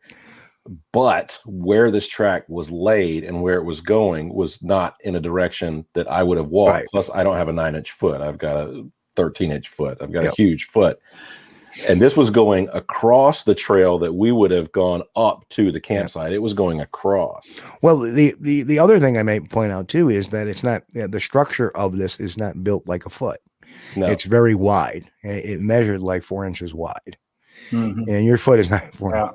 Yeah. So you're not looking at your typical human. You're looking at a flat-footed type of creature, almost where you can see where the mid-tarsus is. Kind of mushed down even more so than like you see the back pad and you see the mid-tarsus break, and some toes because of the terrain. It actually was in a kind of a shallow, so that kind of actually made that the toes stand out a lot better. And these things make a very distinctive track, and it's going to be way different from a human. Even if it's a small one, it's way different from a human. And in looking at the substrate, you can see where this has been pushed in here. Yeah. And there's another twig that's been pushed in there. And it's this stuff all got matted in. Where the Thomas Steenberg made a good point in the comments. He was saying that one lone print, but we had already talked about the substrate up there. We would have loved to have found another print to go with it, but this was the one soft spot in the whole area up there. Yeah, it just happened. It just happened to be there, and Melissa actually did cast this print. Yep. Yeah, there's not much area where there is soft. I mean, obviously. I wish I had the overall picture because I had other pictures of them looking. You can see we actually covered it up with some plastic from the wood bag. Yeah. Remember, because we the bags of wood that we bought, and we put some flags on the corners of it so it was be protected till we got the casting material ready, and because we were afraid that if it rained, it would destroy it. So, but we did legitimately look for back prints, forward prints, but not being a tracking expert, we couldn't tell if it was This was the one soft spot, trust me, in the entire eastern state of New York. Well, except for later down in the creek, except for down in the valley later. Because you got wet leaves there too, it makes it difficult to kind of move the brush to leaf litter aside so you can see under it. If you got like a tracking stick and you layer down and you gauge where your next step's going to be, you might be able to brush the leaves aside and find another clear print there. But if the leaves are all wet, well, you're screwed. You can't brush aside a bunch of mush without disturbing the substrate underneath. Yeah, there are. I'm gonna move something over here real quick. This is in the same park, and as you can see, I'm going to try my best kind of to show everybody this, but again, same area. Probably a half mile away, about a half mile away. This was cast. As you can see, it's, it just happened to be luck, and it just got a little bit of it. It's not a very deep impression. Cast. And then you go back in the day and we found a little bit of soft, malleable dirt going up a hill where this is actually going up about a 25 degree grade. And there's actually a whole line of tracks here in the same part of the park. And that was another picture of that. That's pretty good. Yeah. So that's how that all turned out to be. And a year and a half later, this one was cast in the same, in about 3/4 of a mile from where that was, down in the valley where this goes into a valley and down into where there's a stream, the same one that Jeff, you had, were talking about, that leads to the same stream you had decided to traverse. And that's where this one came from. Steve, on that, let's see, on the left side, I think the 1, 2, 3, third one down. Is that going up a hillside or is that level there? No, that's we're looking downhill and it's about a 25 degree, and we're looking at about a 25 degree grade. So it's pretty steep hill. Hill. What it did was it came up the hill and then it walked over to the other side of the trail. And stepped there. And that's where this one came from. And we actually, that's the one I actually heard walking around. Another researcher here heard a groan. Mm-hmm. It came off probably about maybe 50 feet to the north of me. I was facing eastward and it came that way. And then that's when we got hit with that overpungent bang smell. Boom. What the hell is that? It's got to be it, because, I've smelled dead bodies. I've smelled skunks. This was like a combination of everything wrapped into one. Musky too. And it, quick as it came, it left the smell. Boom, boom. It was gone. And it corresponded with hearing it moving up the hill around us. So kind of a cool, and that was actually in 2006, that one. So same area, here we are 5 years, 6 years down the road, and now we pull out the juvenile cast, but just wanted to show everybody that one. Very cool. Yeah, so the lone print wasn't for a lack of trying. And there were other photographs where we took wide shots, because I think I had some photographs of Mel actually casting the print to show. And when you see even the path that we're walking up where a potential backtrack could have been, it's just as hard as it can be. It's literally walking on concrete up there. And now with tracks, we do a lot of different things we do now with tracks. If I find them now with the camera capabilities on your phones, we do the 3D walkabouts, the scans, a lot more pictures. I have ways of dating and time stamping and geotagging tracks as well with the cameras. So, we've come a long way in technology in this last, since 2012. So it'll, back then we didn't, there were smartphones, but I don't think they were, the cameras were, 6 megapixel, 8 megapixel. And back then I had bought it was a Sony Bloggy Touch, because it would shoot video in 1080i and took 13 megapixel pictures. And my phone was a Pearl flip phone. That was technology back then. That was the latest and greatest. Yeah, I don't even remember what type of phone because now I missed the flip phone. Yeah, that was cool. Oh, Chris, you missed the flip phone. Yeah. I miss mine. I mean, I had one. Yeah, I love that thing. Close it up. Stick it in your They make pocket, them now. whatever. They make a Droid flip phone now. Yeah, well, no, the old lady got me stuck on the Apple stuff now. So Crap. You know, much as I hate to, I have to drop a few extra bucks for the iPhone. Come drink the Kool-Aid. We have cookies. Yeah, that's it. Yeah. So, and that was just Wednesday. Yeah. So let's talk about your walkabout that you went on. Was there anything between that? Was there anything between that? during the day? That's where Wayne and Melissa felt they thought they saw something at a distance. Let me pull the camera shot up again. It would have been down in this area down the hill. Of course, it drops off very slightly. It's not a huge drop. It may start at like 10 degrees and it just keeps on going down. I know what happened that night though, and I think you slept through this for some reason. Okay, probably out of sheer exhaustion. So during the day, they thought, and Melissa was sitting there, kind of in camp, nursing her tree drop. Yeah, nursing the tree drop. That Jeff tried to be a wrestler, and instead of hitting her with a chair, he hit her with a tree. But anyway, down the hill, they thought they saw something, so we were on the FLIR a little bit to see if we could see nothing. But at that time, by the time everything got there, it was whatever it was gone. Okay, so that evening, I'll let you guys because I was out cold. But by that time, that night, everything had caught done up to me. Double, triple shooting that day, and you were exhausted. Yep. So that night, I think you were one of the first. You and Melissa were one of the first, and me and Wayne stayed up just a little bit. But we had gone to the store that day while you were out doing your Lake Monster sizzle stuff, and we had bought like every bag of dry wood they had because we were in misery, and there just wasn't enough birch on the side of the road to keep us going all night and to keep us warm and to keep hot coals. So we went and bought as many of those bags and covered it with tarp to keep it as dry as we could, and probably had about 4 or 5 of those really big bags of firewood that you buy at the store, all kiln dried stuff, ready to go. And so finally, Wayne and I just, sack off, and I can't remember what time it was because it happened so fast that I didn't think to look at the time. Normally, because I'm a light sleeper when we're out doing Squatch stuff. So if I hear something, I always check the time so I can note it for the next day. But I get woke up by Wayne going, Jeffrey, Jeffrey, Jeffrey. And I roll over and look, and it's daylight. It's broad daylight.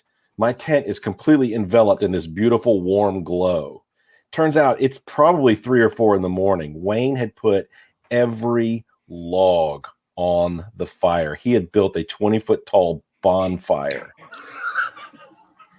He got the heebie-jeebies, and this is not something, because Wayne's a tough guy. I'm not talking bad about him at all. Wayne's a tough guy. He's been doing this, and I've known Wayne as long as I've known Steve. Yeah, not much scares him. Not much scares him at all. But he got a sense of the heebie-jeebies in his tent, and when he got out, the entire hillside that we were on had been enveloped in a fog.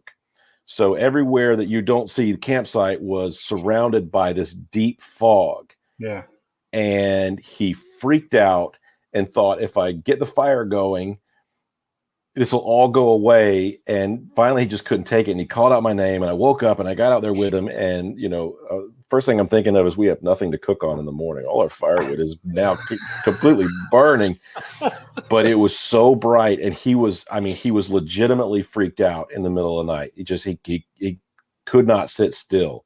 So that was a good hour and a half of me just, kind of looking around, calming him down, getting him ready to, at least crawl back in the tent and go back to sleep. Yeah. Melissa was in a coma, and Steve was just done. You heard none of this, that it happened. He was legitimately yelling my name as loud as he could. I don't know if he tried to call you first or not, but it was just, he just started calling out my name. And I woke up to daylight. I'm thinking, why is he yelling my name? It's morning. Let's be quiet. And it wasn't morning. We still had a lot of night left to go. And we had to go back to town the next day and get more firewood. Luckily, they restocked. Hey, hang on one second. I'll be right back in a second. Okay. What do you think? He felt like he was being watched, or felt like there was something outside in the fog mist area. He didn't hear anything, but he said, in his words, he felt a presence there. that was looming in on him. And when he got out of the tent and saw the fog looming in, it was just that sense of claustrophobia that he got from the fog, because he could not see past the fog area. It was so thick. Well, and so when he got the fire going, it cleared out the campsite, but then it was just this wall of fog around us. Yeah, it could probably be a little unnerving. You know, I've kind of noticed that sometimes people are used to a lot of stimulus constantly in their lives, and then if you get them out in the woods where everything's quiet and you just hear since COVID, we've gotten used to a lot of stimulus. Yeah.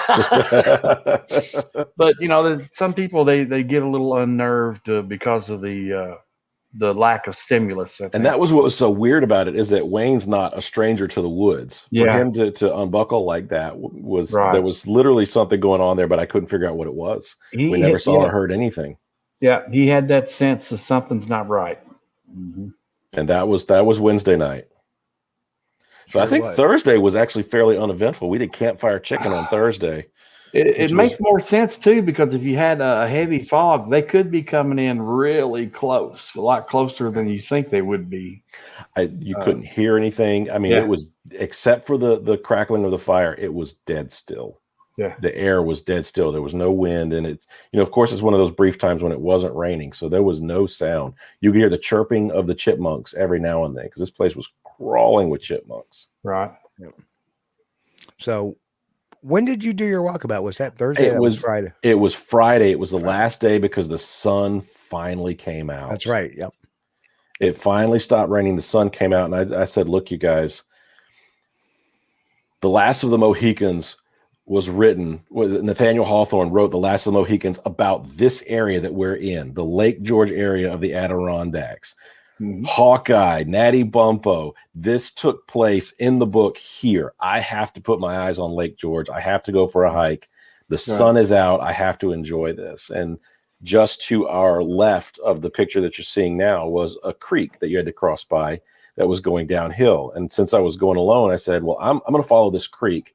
And that way I know I can get back. All I have to do is follow this creek that you see now downhill, follow it. It's evidently going to empty out into Lake George. I can turn around and follow it right back. I don't have to set waypoints. I don't have to have a GPS. Exactly. This was not a trail, but it was clear enough, and it looked just like this all the way down.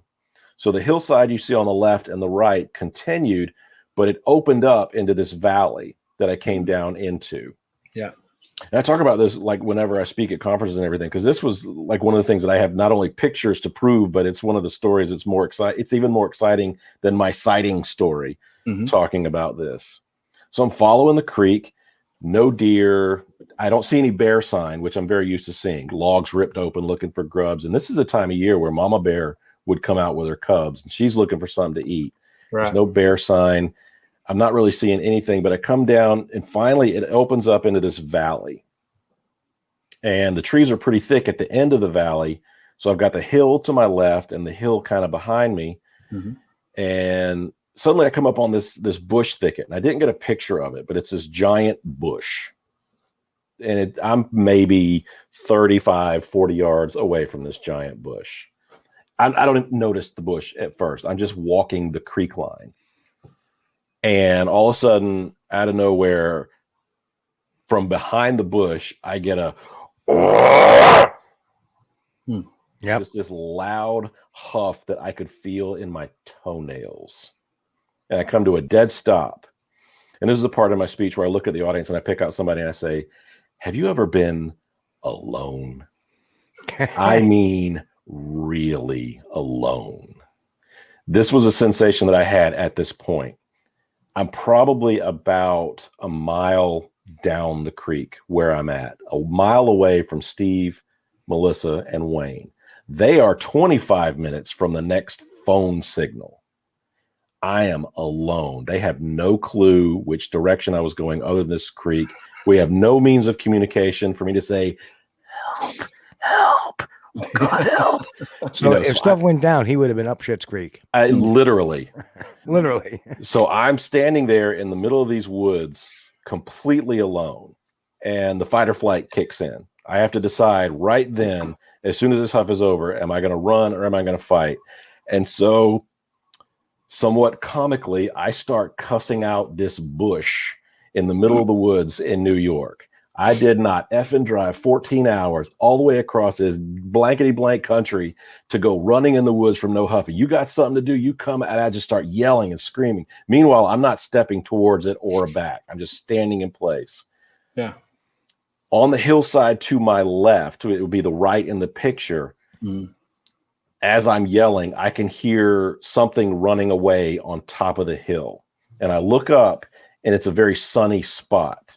So my assumption was it was probably deer bedded down in a sunny area. The one area it was probably dry up there for them, bedded down for the day. And when it heard the huff, they went taking off because it was multiple footsteps. So I'm assuming it was either one deer or a couple of deers running away, but very audible running away on the hillside.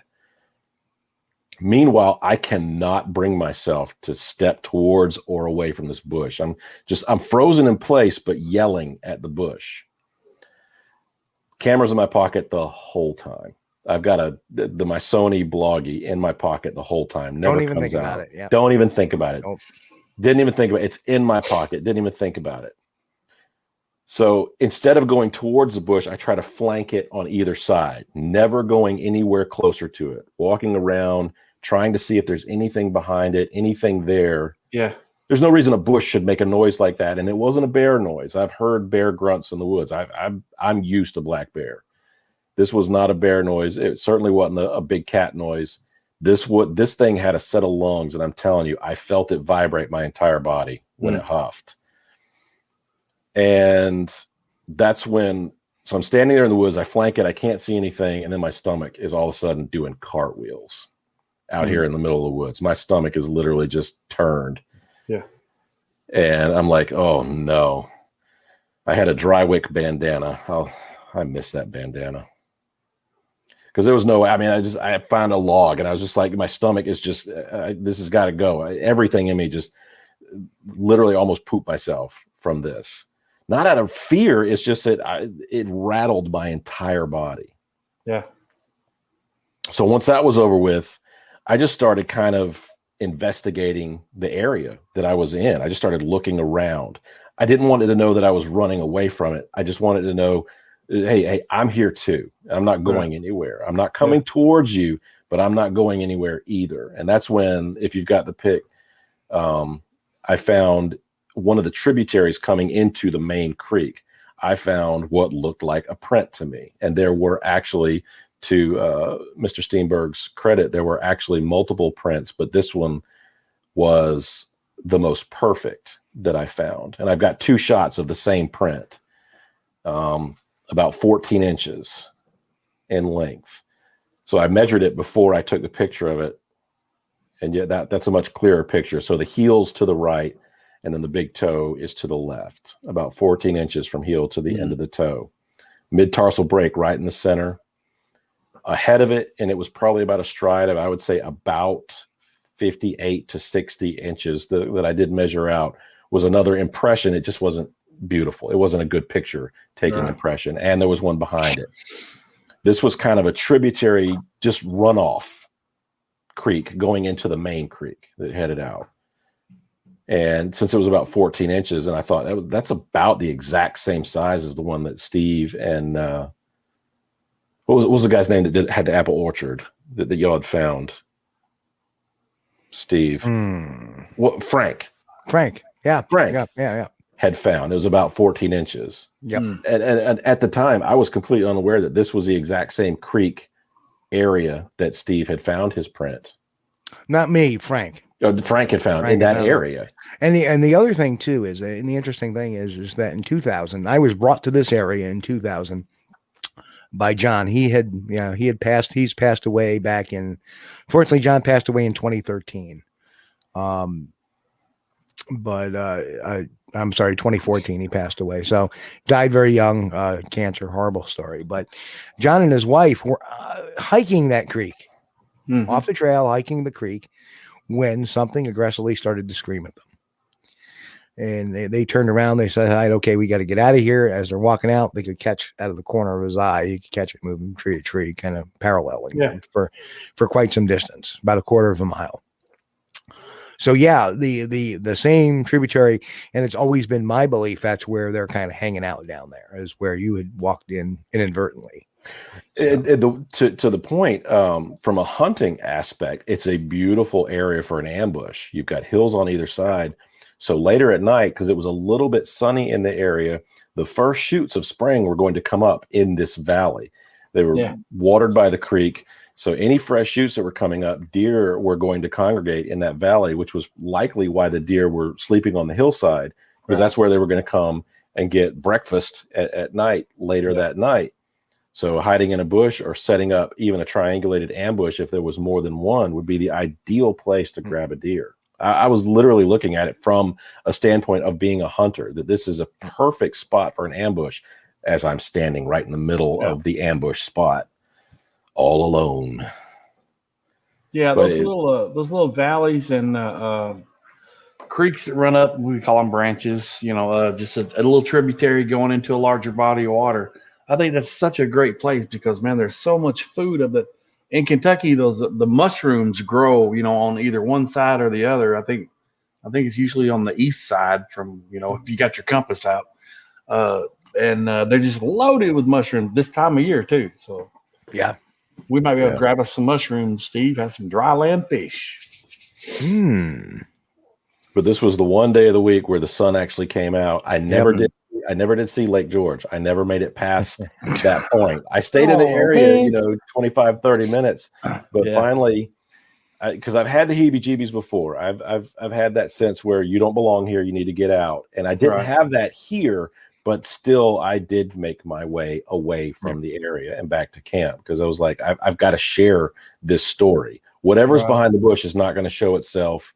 And I can't bring myself, had any other person, had Wayne been there, I'd have been charging into the bush like Lancelot, just foolishly, tell my story and tell my wife I love her, but I'm by myself and, I wouldn't have been found for weeks. There's no way they would have. The only thing we would have found is his underpants. They would have found the bandana floating down the creek, No, Jeff, I think that's a mistake, man. I mean, personally, I don't want to force a reaction from anything, whether it be from a black bear or a Bigfoot. You don't want to force a reaction because, hey, you're dealing with a wild creature. I've lived a good life. I have the opposite. I'm like, you know what? If I die from Bigfoot, then I die from Bigfoot, But if there's somebody there to witness it, then there is a story to tell. But when I'm by myself, there is dead men tell no tales. So I had no choice but to just try and flank this bush to see what's on the other side. And I never saw anything. Yeah. But I felt that huff in my bones. I can imagine that feeling. I've had a similar thing happen to me while fishing in New Mexico, and, turn around and out walks a black bear out of the bushes. Like, what now? Yeah. So this is how I die. Yeah. Well, I'm going to hit you with my fishing pole if you come over here. That's all I had. Oh, man. I had a moment like that in Mammoth Caves. You're talking about Kentucky. Back before squatching, I was into mountain biking, and Mammoth Caves said they had set up this brand new mountain bike trail. Yeah. So I got a map, and it was great. I'm going to mountain bike, and I'm going to do this loop. I saw the loop. Yep. It wasn't a mountain bike trail. It was a horse trail that they said, you're now a mountain bike trail. Right, yeah. Two different animals all together. Yep. So I'm biking all day. I go through all my water. I go through all my trail mix. I finally come to a crossroads where I can identify where I'm at on the map, because it's got this trail this way, this trail this way. Right. I'm thinking I'm almost back to my car around, because I've gone all day. I've gone this far on the map. Mammoth Caves is enormous. Thank God I found some horse people that actually gave me a ride back to my car, which took like 45 minutes to get to. And I'm looking at the map and I'm looking at this cross sign. I said, well, this is how I die. Yeah, they created some biking paths, and they, of course, this was like a work in progress. I think they may be completed by now, but they started out like, they hire the high school kids to work during the summer, and they go out and like chop a trail, And that's basically all you got at first. And then they come along with the wheelbarrows of gravel and eventually gravel it, Yeah, nobody realizes that Mammoth Caves, they go there for the caves. You get on a bus and you go to the entrance and you do the caving things. But nobody realizes that all that is underneath this giant state park. Yeah, it's a pretty good sized park. But then again, you look at the Adirondacks. Oh, yeah. Inside the Adirondacks about 20 times probably. Yeah, and that's how I felt all alone up there. So I got back to camp and I told my tale, and then it started to rain again. Yep. I have a cave now on my property. I'm thinking about maybe getting somebody to explore it, maybe open it up for tourist trade. Oh man. So that was Friday. That was Friday that all happened, and it started to rain again, and we all just looked at each other with that look and said, "Oh man, I'm done." The TV crew had wrapped at that point; they were done. Yeah. So we were out there for us at that point. Yep. And I remember we all we threw in the towel and said, "Let's go find a hotel and a nice warm bed." That was the best night of sleep I've ever had in my life, Steve. Yeah. We got it was a mom and pop pizza shop right across the street from the hotel. And we all got like our own little pizza to take to our room. I woke up the next morning, no lie, the plate of pizza was still on my chest. I had only eaten half the first slice. I literally got through half the first slice and went directly into a coma. After a warm shower, and I actually achieved normal body temperature and not hypothermia. And Steve packing up his tent. Oh my word. Because your tent was basically, for the night of the tech night, your tent was Grand Central Station. It was freaking was wrecked. It was a disaster area. He's kicking it around. He's blanking all over the woods. And he got so upset, like there was a bunch of dead batteries. He threw the dead batteries on the fire. So within 5 minutes, we're dodging legitimate projectile missiles, blue flame lithium missiles flying through the air. We're running for our lives from batteries. And I'm standing there watching it. Oh, man. I love putting batteries in fires. And the biggest disappointment from that whole trip is that when the next morning I headed home and I left the pizza in the fridge in the hotel room. I forgot to bring the pizza home with me. Oh, man. I paid $12 for a half a slice of pizza. Oh, man. Dang. That's the biggest disappointment of the whole trip. Everything else was good. Dude, yeah. I'm kind of frugal, man. So that would have done me the whole way home, That was my exact plan. The first time I stopped for gas, I'm like, okay, now I can have me a slice of cold pizza. Yeah. Crap. And Jeff, that was just one of many adventures I've had up there. Yeah. I mean, we told the tales around the fireplace about all the adventures that had happened up there. And there was still more to come after that. I mean, really, yeah. It was such a great area. The following year was the year of the eyeshine pictures, where I'd gotten pictures of eyeshine, and I don't know if you've seen any of those. Let me just, I'll call one up here real quick, but there it is. There was one right there, and actually it had started back here, and it was reddish back here, but then it had moved. It actually moved closer, and I think I was getting a profile view of one back. Of course, just out of the friggin', the light in the camera. But, that's not sitting on a branch. There's no tree to sit on a branch over there. That's not that. It was over. That was actually over in this area a little bit lower. And that, like I said, that's the downhill grade. Yeah.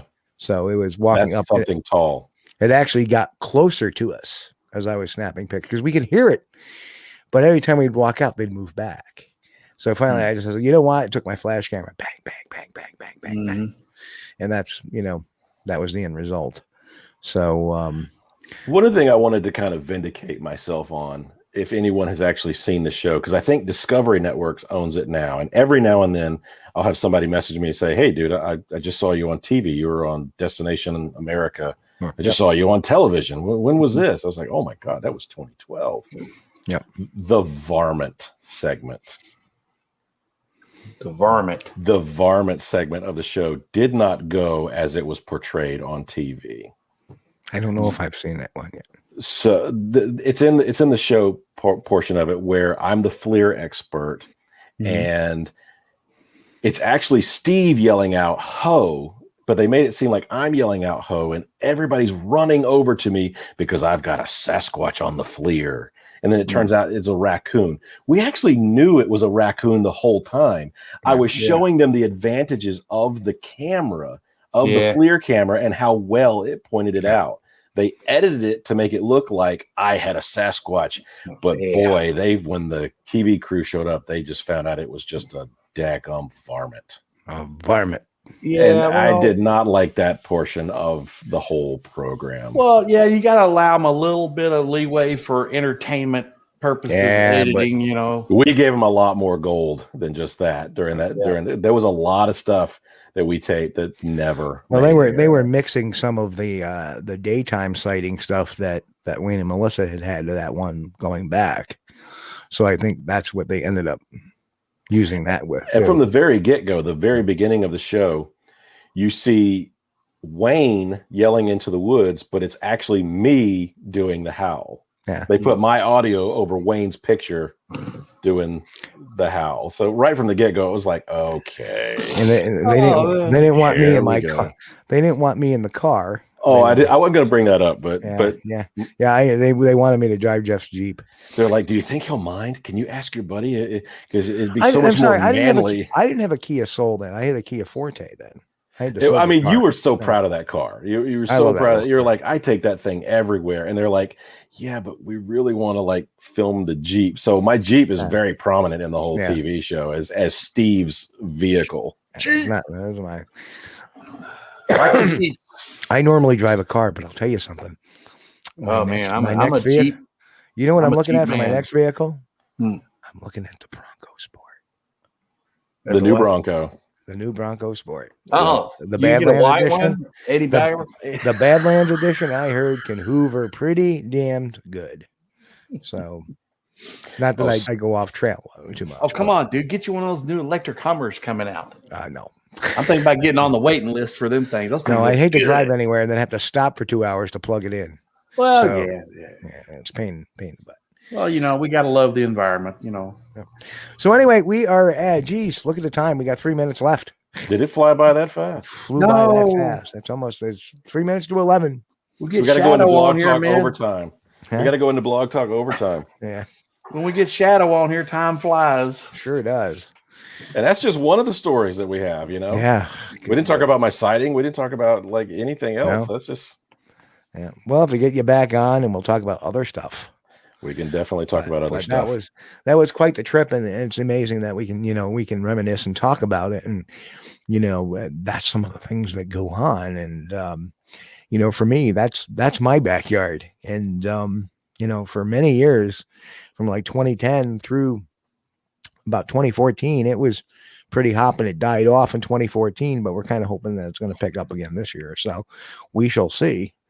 I'm not quite sure why. I have my suspicions, but nothing to do with the government. So, well, it was great to be invited just to go along and be an entire part of that. I've never forgotten it. And it's now part of any presentation that I do about Bigfoot because I can never tire of talking about the whole night. Yeah, that was quite the trip. I mean, one of my favorites. One of my favorite because so much happened. So, Western New York Bigfoot Research Organization says, "I love my Jeep, '99 Wrangler Sahara. Never give it up." That's right, man. A Jeep is the way to go. Yep. So anyway, Jeff, want to pitch your organization real quick? Well, I mean, if you want to find us on Facebook, it's literally Bigfoot in the CSRA. That's our Bigfoot Facebook page. Definitely go and check out Cliff and Bobo's Bigfoot and Beyond. I'm really hoping when things subside, we're going to get a lot more video on that YouTube. I'm active in my YouTube right now, and my squatching buddy here is also currently blissfully unemployed. So we are hoping to get into the woods ourselves and get some of our own video up to go. But Bigfoot in the CSRA and the Shadow Knows is my my fan page. Yeah. So I don't accept friend requests from anybody that I haven't met personally, but I will direct them to the page. What's the YouTube account name we need to look for? If you're looking for my YouTube account, it's KAP315INC, Cap 315 Inc. If you search that, you'll see my beautiful face pop up. And then hilarity will ensue. Well, thanks, Jeff, for coming on tonight. Stick around after the show. We'll chit-chat a few seconds more. Yes, sir. Thanks, everybody, for tuning in. And, folks, Chris, you want to do your thing? I want to thank Mr. Jeff Thomas for coming on. We appreciate having the shadow on, and always a pleasure. Thank you, our lovely audience. Great questions, guys. Thanks again. Remind everybody, if it's the first time you're watching on YouTube, please hit the like, share, subscribe button. Help us out on the search algorithm so people can find us. And on behalf of me and everybody here at Squatch-D TV, we want to wish everybody a happy, healthy, and great week. Next week, we should be having on, I believe we're going to have on Crystal Panic next week from New Hampshire, BFRO investigator and longtime Sasquatch researcher. So it'll be a fun time to have her on the show, first time guest. But again, everybody be safe out there. Of course, God bless and keep on squatching. We'll catch you all next week here, Sunday at 9 p.m. Eastern, right here on the channel.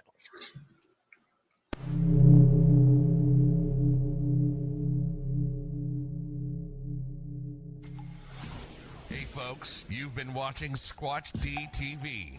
Join us each week, Sunday night at 9 p.m. Eastern, for the latest on the Bigfoot mystery. As always, we thank you for being our loyal viewers and encourage all to subscribe to our YouTube page at youtube.com/Steve Kulls. As always, have a great week. Stay safe. God bless. And keep on squatching.